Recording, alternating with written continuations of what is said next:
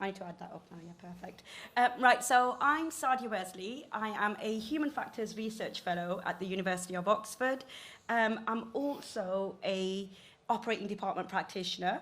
I've worked in resus for 7 years, and now I do occasional bank shifts, and I've switched to the darker side, which is private healthcare, because it pays better, and I've got expensive tasting shoes.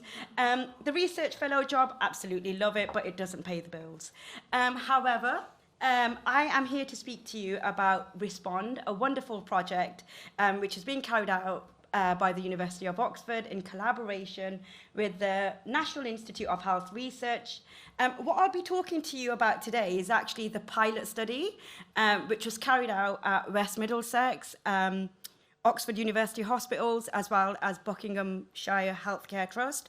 Of course, we've got many of you from those trusts, so welcome. Respond stands for Rescue for Emergency Surgery Patients Observed to Undergo Acute Deterioration. Now, this is in line with a lot of the themes that have been discussed today. So, for example, patient involvement is one of our work streams. We've got a lot of human factors, which I'll give you a bullet point summary about. And of course, I'd love to have discussions and improvements or suggestions to our project. So I'll provide you with a background and rationale. I'll outline what Respond is and what failure to rescue rates are. We'll talk a little bit about human factors and quality improvement, Respond again, current progress, current results, and future work. So this is my lovely boss, Peter. Lovely guy. This is our manager called Marissa. There's me. We've also got Satchal, who's a medical doctor. And a point to note, actually, my boss is a colorectal surgeon. I can't pronounce things very well, sorry. And my other colleagues do have some sort of clinical background. So Satchal is a medical doctor, and Drew is a surgeon. We've got Olivia here, who is an absolute superstar. She couldn't be here. She's from America. She also works at the Johns Hopkins on their patient safety team. So she's got 2 jobs. She works literally all hours, and that's our main team. We also have third parties involved, and that's just to carry out the evaluation. Of course, I would want this research to go amazing, and I would be biased, but we do have external universities, such as the University of Leicester, carrying out an evaluation. Although I think of myself as a bit of a human factors expert, I don't think I'm allowed to call myself that. So we do have Dr. Mark Sujan, who is absolutely amazing. Now, in terms of, can anybody just kind of let me know, what do you think the most dangerous emergency procedure is in terms of surgery? Oh, don't look at that, come on. Right, pretend I didn't show you that. Would you think it's an emergency laparotomy? I can see Mike laughing. Well, it is the emergency laparotomy, and unfortunately, what actually happens is the surgery is performed, the patient returns to the ward, then they begin to deteriorate, and that's when failure to rescue happens. Now, there is a lot of research being done and has been done on failure to rescue. I personally don't like the term failure because it feels like NHS staff are failing, and I think it's quite negative. However, failure to rescue is a result of a number of factors, such as surgeons not being as experienced, there's a lot of siloed working, there's unfamiliar teams, because oftentimes these sort of surgeries happen at night where we're not meant to operate. So in order to understand what Respond actually does, we need to understand some concepts such as reaction times. So research on serious complications shows that the chances of survival depend on how quickly and how well clinical teams react. Of course, people don't go to work, nurses and HCAs don't go to work to say, oh, let's have a cup of coffee and let the patient deteriorate. It actually is correlated directly. As I said, the Respond study combines human factors and ergonomics as well as quality improvement to enhance response, the way we escalate, as well as reduce the failure to rescue rate. Failure to rescue it's been regarded as an important hospital quality care metric, and basically it's how effective the resources and processes of a hospital are to overcome adverse perioperative events. And basically, I can summarize that into failure to rescue rate is not associated with hospital factors. So it's not, oh, there's waiting times, well, there's a lack of staff. It's associated with hospital factors rather than the patient presentation. So when we speak about hospital factors, we can think about things like, oh, we do have a 4-hour breach, we are short-staffed. So although we're not blaming staff, because we never do that, and plus I'm staff, we can see that it's a hospital problem that we need to sort. So failure to rescue is defined as the occurrence of death after a severe, potentially preventable complication. And I think this will be very interesting for those of you who are learning from death leads or, review or investigate deaths. So that's what failure to rescue is in a nutshell. Now, it is a stepped wedge trial, which will make sense shortly. There's 24 hospitals which have been randomized. The trial's been going on for just over 3 years. So work package 1 was literally, what do we do? How can we unpack what happens, what processes, what systems are involved? Work package 2 was identifying areas for improvement and design changes. But a key driver in work package 2 was co-design, because we believe that people who work on the front line are experts in what they do. We've got the funding, which we did have, and we've got the knowledge with Mark, of course, to implement those design changes. And in work package 3, which has just finished a few months ago, we wanted to develop and perfect our interventions using Safety 2. Safety 2 is looking at what goes right, looking at the finer things in a process rather than saying, you did that wrong, you're going to be investigated, things like that. And work package 4 is trial interventions against what we do now. So that's when the stepped wedge trial starts, which is in October, and we're going up north, just for you. Right, so human factors and ergonomics, I have to be very careful because we have Mike here, who is an expert. But human factors is defined as a scientific method that adopts theories, principles, data and methods to improve human well-being and systems performance. Now, when we talk about human well-being, it's patients, of course, they're at the centre of everything we do. But we're also talking about staff. I, of course, will be biased. I would like a positive work environment. So I really focused on staff. And, of course, the system was the tasks, the systems, the processes involved that would potentially reduce that failure to rescue rate and response times to deteriorating patients. So now we come to my favourite thing in the world, work as imagined versus work as done. I spent about 5 years of my life working on this, which makes me very sad. However, this is really interesting, and this is what really got me into human factors, because when I worked in research, I would get in a lot of trouble, and that's because I wouldn't follow policy. And whenever I'd get that slap on my hand saying, Saydia, you're going against policy, I'd say, I don't have time to read 30 pages of a policy. So then when this came up in the literature, I was like, this is life. So if you look at this lovely triangle here, work as imagined is what managers, authorities, planners, or designers think should happen on the front line. And work as imagined and work as done, the continuum is separated by space and time. So work as imagined takes a few years to implement in practice at the sharp end of that triangle. So you could say work as done is A&E resus.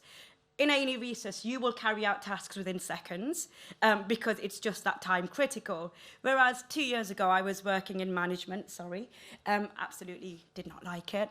But I was told to write policies, and it took months for those policies to be implemented. And by the time they were implemented, they were like, nope, Saydia, we don't need that anymore. So I left the job. But this is a crucial point to understand. And it's not, oh, work as imagined and work as done should be the same. It's just understanding, well, actually, there is a bit of a difference. One might not be realistic, one might be. So it's just knowing that. So what does this look like in practice? So this study was done at the John Radcliffe with my lovely boss, Peter. And this work as imagined shows a normal flowchart of what a porter is expected to do to transfer a patient to surgery. However, work has done shows all the environmental factors, the technological factors, the tasks involved that the porter has to go through. Unfortunately, the porter did take the wrong patient. They were cannulated, and then they realised it was the wrong patient. So it just really goes to show simple tasks are like, oh yeah, it's straightforward. But we all have our own way of doing it. People have different expectations. So it's just honing in on that difference. Sorry, do you want me to go back? Okay. So we did implement lots of human factors, methods, and models. So many of you must have heard of the Systems Engineering Initiative for Patient Safety. SEEPS, yep, that's it. And what we really focused on here, obviously, our interventions focused on the processes and the outcomes. So the processes, we wanted to enhance what was happening, and the outcomes reduce failure to rescue rate. However, we did focus on the tools, technology, organisation, and internal and external environment. And we did that in quite a unique way. So we'd carried out focus groups, and we used the SEEPS framework to analyse the responses. We implemented it in our interventions, which I'll talk you through. We also carried out FMEA to see the risks of our interventions that are taking place. And then we got Mark to carry out FRAM, which is Functional Resonance Analysis Method, which is a very hard method to use, but very effective. And what it actually does, it kind of describes the variability, which really helped to pinpoint what was needed in those trusts. A lot of our research was qualitative, just to have the co-design aspect. We wanted it to be staff-led.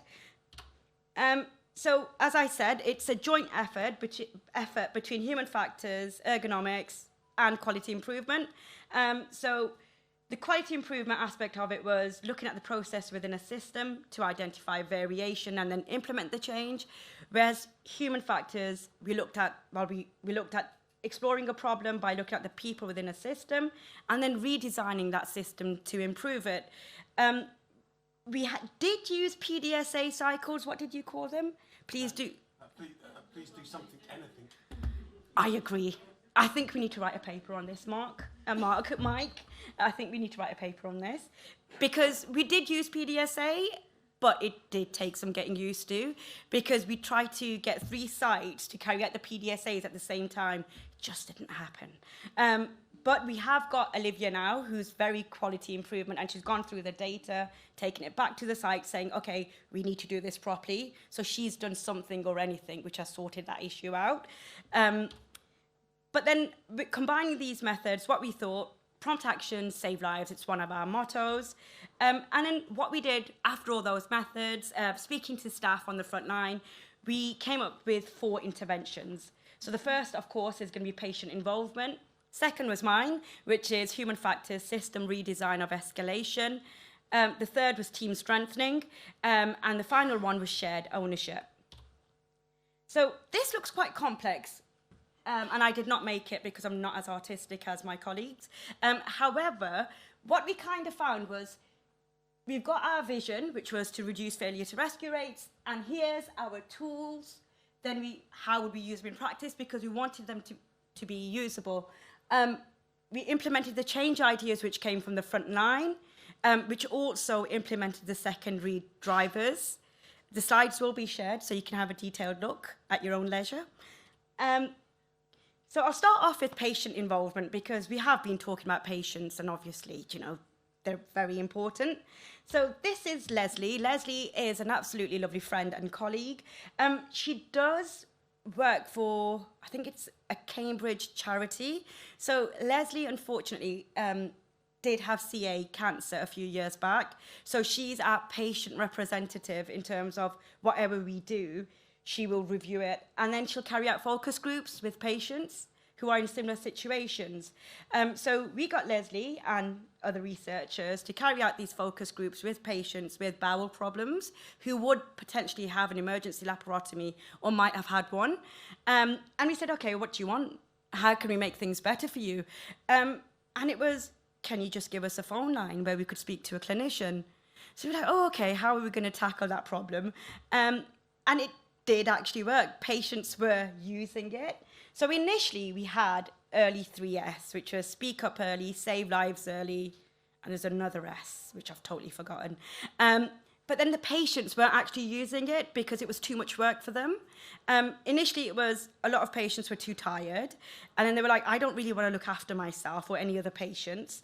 And then it was, well, there's a language barrier. So then we came up with a patient's urgent helpline, because what we learned is there's no point being fancy with our names. Just say what it does on the tin.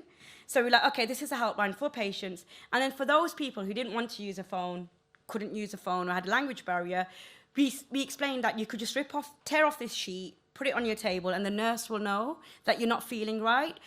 Because it wasn't, oh, just call me because you think you're going to use a 7 in 5 minutes. It's if you feel that something isn't right, because oftentimes people do get that gut feeling where I'm going down south, so I need to sort this. So we kind of just proposed it as a helpline that will, escalate your problems yourself.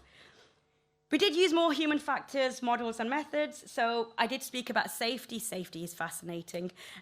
So safety one, a few as possible things go wrong. Humans are seen as a liability. And the purpose of investigation is to identify the causes. So we do use root cause analysis in such a scenario. Safety two, you look at the brighter side of life. So as many things as possible go right. Everybody's proactive. They're like, oh yeah, we're going to sort this out. The dream team kind of mindset. And people are seen as an advantage. So what healthcare staff and you people at the front line, you adopt adaptations for everyday work, which makes you really good at what you do. God, I'm so good at boosting people's confidence. Again, we use SEEPs, as well as, now this is all going to come together. So we use safety one, safety two, SEEPs, to create something called the resilient operating procedure. So this was the human factors redesign of escalation strand. So what I really wanted to do was get the work system in from SEEPs, use work as imagined versus work as done, because as a clinician, I think that's crucial. I wanted to use resilience engineering. So resilience engineering sounds really fancy and posh and clever. However, what I see resilience engineering as is, this is not safe, by the way, please don't record this. So if you can't find a screwdriver, you could use a knife instead.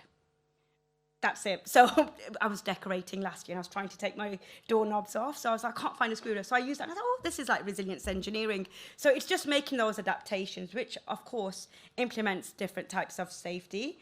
Now, safety one and safety two were implemented in this because failure to rescue is something going wrong. We're not blaming, but that's an issue. But then we're looking at safety two to come out of that issue. And of course, standardization. Although every trust is different, I think we could have standardized phases to response. So I wanted to incorporate all of those theories in one. So my boss was like, you're crazy, just incorporate two. But I was like, nope, I'm going to do it. So we did. Basically, I carried out focus groups with the 3 trusts. I created some really fancy, colourful diagrams to outline their escalation process. I carried out my favourite human factors method, hierarchical task analysis. And here what I did was I mapped out and unpacked all news escalation policies. And what I identified, there was repetition, duplication.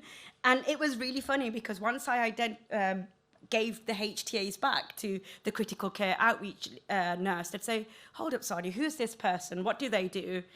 And I'm like, well, actually, it's in your policy. So they're like, oh, we need to kind of reorganize the policy. So it's a really useful exercise to carry out HTAs on policies, but it takes a lot of time. I also carried out individual discussions, and I color-coded. I love color, believe it or not. I color-coded work as imagined, work as done, and I even color-coded discussions that I had. I then carried out shift observations. I don't know why I looked so shocked, but it was my first night shift, just to see what happened. And I used SEEPs 101. Now, this is a simple way of using SEEPs. It just puts it down to the skeleton, and you're like, oh, I can carry out my observation, looking at, tools, tasks. Really enjoyed them, and they really did provide a really useful insight. So then I started creating a resilient operating procedure, which looked terrible, but it was done on PowerPoint. And then we got a fancy graphic designer who created the surgical escalation procedure.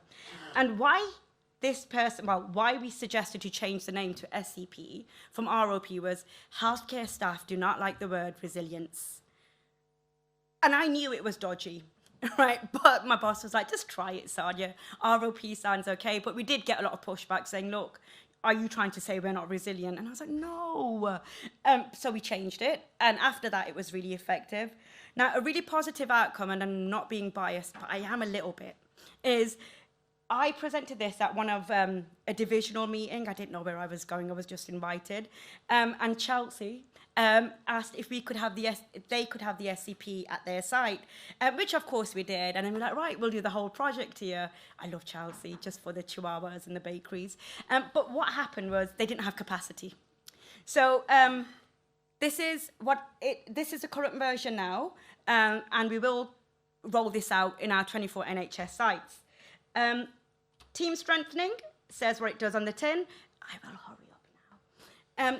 So with team strengthening, it focuses on a concept called mil sport. So it's military and sportswoman/manship, personship. So basically what we do is we focus on elite military people and sports people. And in this case, we used, is it the New Zealand, who's the best rugby team in the world? Is it New Zealand or Australia? The English, but they'll get over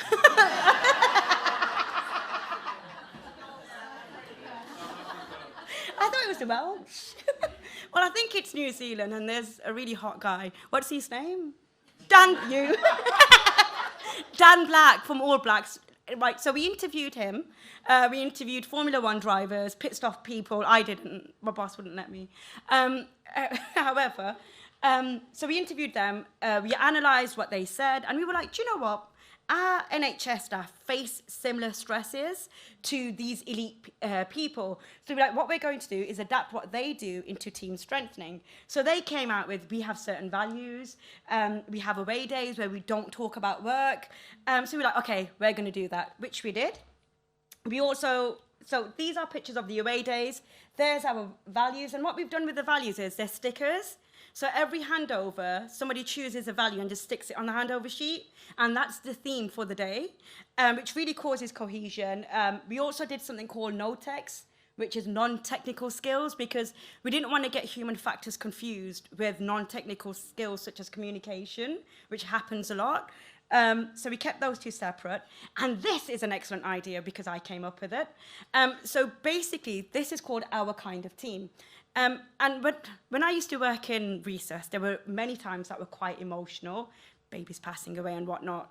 And oftentimes, you'd get that support from your HCA or your domestic just looking at you saying, you okay? Or they'll just go past and speak to me when it's done. So I'd go out in the fag shelter, I didn't smoke. And they'd be like, you okay, babe? Like Birmingham. And I'd just cry. Right, but it meant so much to me. So I said, okay, let's professionalise this. So we went to West Middlesex, and the nurse in charge was there, and we had a HCA who was like, I haven't had my break, which was me always. And she was like, please, can you go and have your break? And she's like, I've got so many patients. So I was explaining these cards to her, and she said, there's a card here that says, you need 5 minutes. So she just went, here you go. And you know, they've been using them since, so I think I'll patent these. But yeah, you're all more than welcome to use these cards. So that was team strengthening.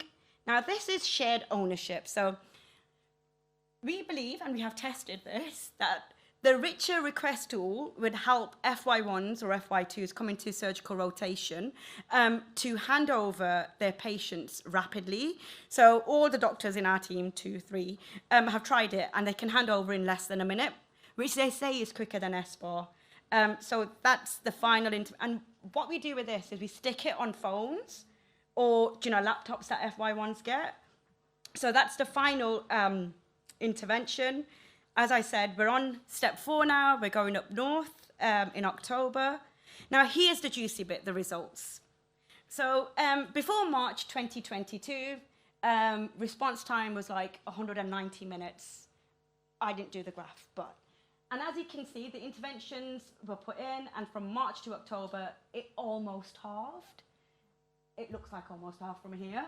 But then after October, it went up again. And that was because of winter pressures, we had COVID, things like that. So for us, this is good news. And that is what gave us the permission to roll out. Otherwise, I wouldn't have a job. So this is how we're going to do it. It's a step wedge design. So everybody gets the intervention, but at different times. Here's our clusters. Like I said, we're going up north. I can't wait. And then this is how we're going to follow up afterwards, because we don't want to do the interventions and say, okay, bye, because we're still in touch with the pilot sites, because some of them have still kept the interventions. And this is my acknowledgements. Thank you, Buckinghamshire. It's been great. And if you want to get in touch with us, we welcome everything. We're on Twitter.